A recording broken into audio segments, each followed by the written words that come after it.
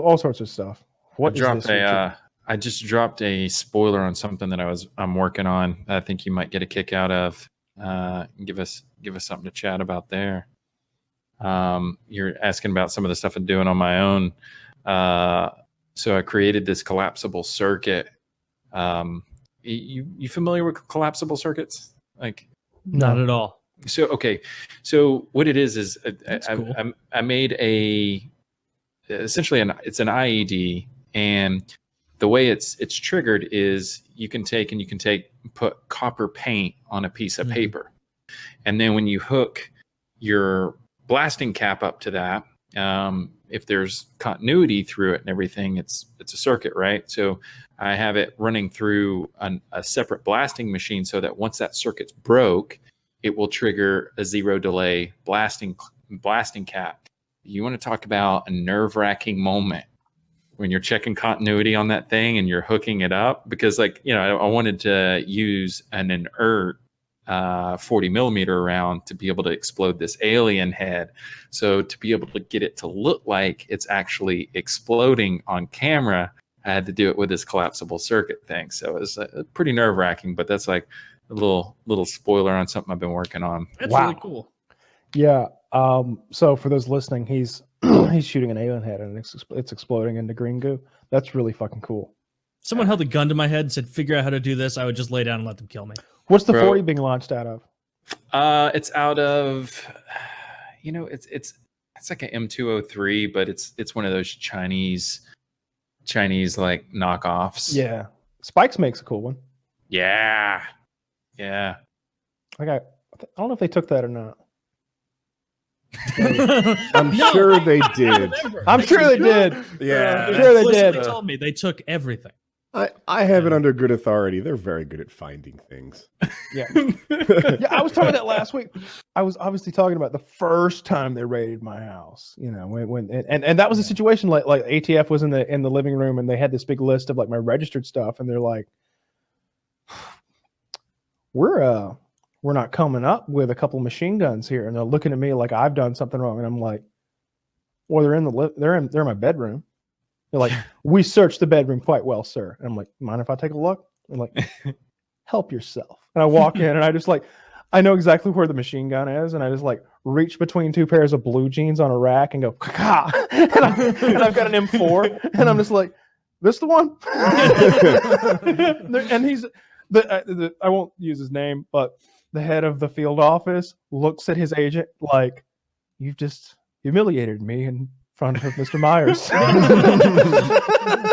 You've made me appear a fool, and I do not appreciate it. The last time, Gaston, you failed me.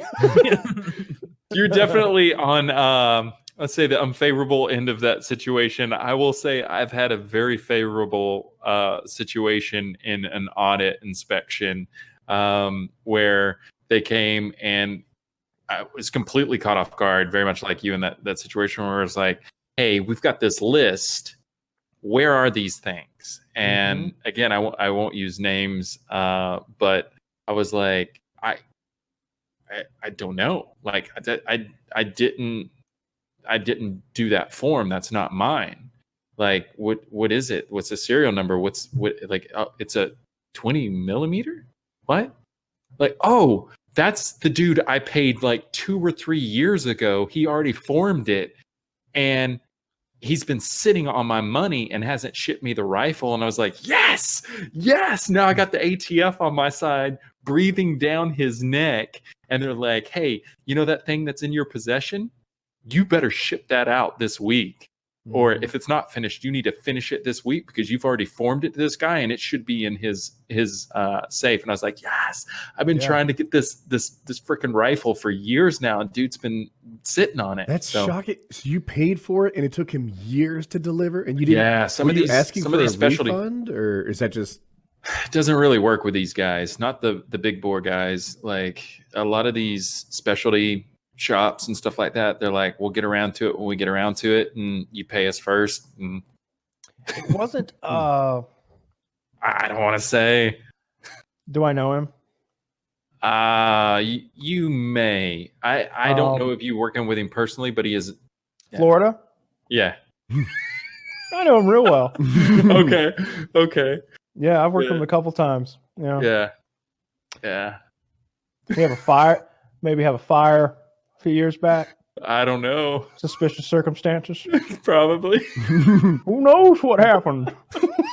I can't believe we had a flood right here on the mountaintop. Yeah, I paid him for a suppressor and everything, and only got the rifle. But whatever. It's probably because of I sort of made it sound like there was something suspicious about that fire, but there really wasn't. It was if I had to guess, I don't know your circumstances, but I would guess that your delay was perhaps caused by his unforeseen circumstances around that fire. That really fucked his shit up.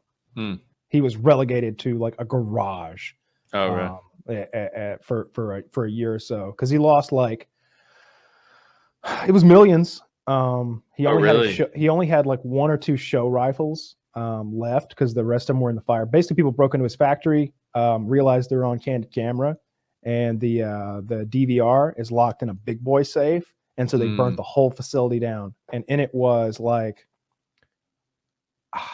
a lot of 25 millimeter Bradley ammo, like millions of dollars worth of it, and he didn't have anything insured.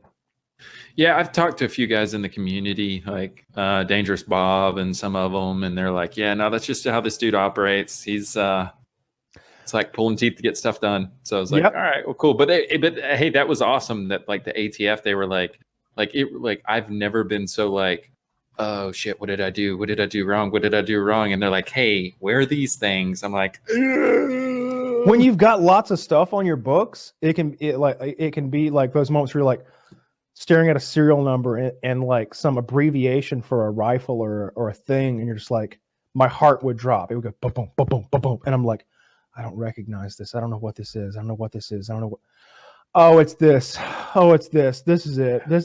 Here it is. Here it is. No prison today. Yeah. Well, Bob was telling me that he has, or he was looking to buy someone's lot of.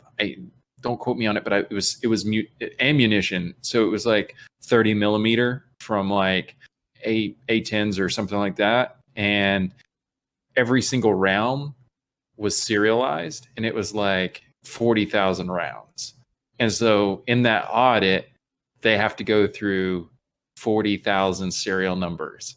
And can you imagine the amount of, agent inspectors coming out for that, and just the sheer amount of time going through? It'd be like, you're rolling the dice. If they miscounted one, can't find it. Good luck finding that needle in a haystack. Did get his 30 working? I don't know.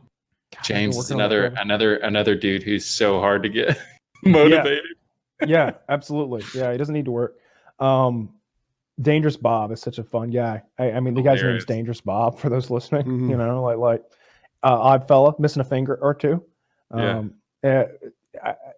Odd Fella, real fun. Every time I see him, it's just like, oh, there he is. That's so cool. unsuspecting too. Like, I think I met him with you in SHOT Show, like I want to say 8 or 9 years ago or something. Probably something like that. I met him out in Tennessee. Like, who's this? With Ira? Yeah, with Ira. Huh. Yeah. Yeah. I was like, he had brought me hippie? He had brought me a flamethrower, and Scott, my cousin Scott, that was cameraman for me. He and I are sitting over there like fixing our camera, making it right, and Dangerous Bob's over there like getting the flamethrower dialed in, and it's kind of finicky because it's a Vietnam era flamethrower, and he's shooting diesel out of it, and he is just, and it's a very hot, humid day, like 95 degrees, like fucking 90% humidity. It's awful to be outside. And I look, and he's enveloped in a cloud of diesel mist. I mean, enveloped in it. And he's trying to get the igniter to go off. He's click, click, click, click, and he's continuously spraying this fog of diesel. And I'm like, Scott, film that. This motherfucker's about to die on us. Watch this shit. And like, there's no way to put him out if he goes up. There's a lake over there, but by the time he gets to that, I mean, he's toast. I thought he was going to die that day. There's a lake over there. Yeah. Forget the Tiger King. Like, I feel like that there's so many niche communities in the world of like everything. Like, like you say, with firearms, every community has its own thing. And a lot of those guys are secretive, and like especially with firearm stuff, because they don't want their shit to get stolen because it happens so much. Yeah. You know, a lot of those guys that I've met would be, you know, they want to show me what they've got, and it was shocking. So many times I've been shocked at the things that people would have. Up in Ohio, there's a gentleman with, it's just shocking things. What are you, the National Guard? Missile silos. Yeah. Like a lot of those dudes have those decommissioned missile silos that just go up for auction, which is funny because like in the last year, I was looking at some of them out in Arizona and Nevada, and they weren't that expensive. And like in the last 2 months, they've all sold over market price, like or list price, rephrase that. Because there was a bunch of like LA Times articles, you can own a missile silo or whatever in like October of last year. And it was like, okay, that's actually a couple $100,000. It's not that expensive in the grand scheme of things for something that's already like built out with concrete and everything, going out there and retrofitting some stuff with some amenities and everything. Now it's like, good luck getting those for, you know, under sub million or two. Yeah, you got a fallout shelter ready made by the U.S. government. Shit's legit. Richard, you were looking at buying a missile silo? For what purpose? No. I was just I like looking at stuff. I like looking at tiny houses. Like I never actually pull the trigger on it. Okay. You're just like imagining your life with a Were you thinking of converting a missile silo into an exotic home? For tigers? I don't know. No, these are fallout shelters. I don't know. Like the thing is like there's so like you're trying to look at different.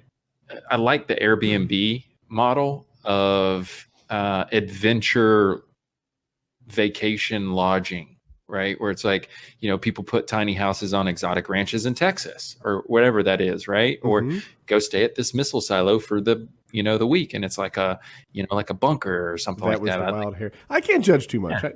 When I lived in my last house and we were buying a new one, I was like, how much is a castle? I think I turned you on to the castles. Did you? You may have. Yeah. I was like, dude. I've always wanted a moat. You know, Game of Thrones was big. Where'd Right? you look, like stateside or overseas? Stateside, right? I've seen those too. Yeah. There's buying some an castles ancient around. North Carolina castle. I was like, like the cheapest castle, I could swing it. I can swing the cheapest castle until some other guy moves into the bigger, nicer castle, and you're just sitting there in your parapet, looking out your shaking with anger. Lord Farquaad, his forces are massing, my lord. I mean, I don't know about these multi-million-dollar facilities. There's like legit ghost towns or places where people have been murdered that like you can't give away. Yeah, because the ghosts give that away to me. I'm not afraid of ghosts and shit. That's what I was saying. Kyle would definitely be down to stay there. I would be like, hey, bro, come stay at my Airbnb. He'd be like, I'm great. Let's go. Yeah. The ghost towns are interesting too. Every so often, like I own this town. I'm also the mayor. I own all the places, and it's like Detroit for $300. That would be less than a month's sick. pay at the Tiger King Ranch. The thing you want to do with Detroit, they don't want you to do. Like they I think it's hard to buy a place, or at least it was, that you didn't intend to like live in and make a thing out of. You know, if you just wanted to rip it down and wait for real estate to turn around, they were against that. Yeah. No.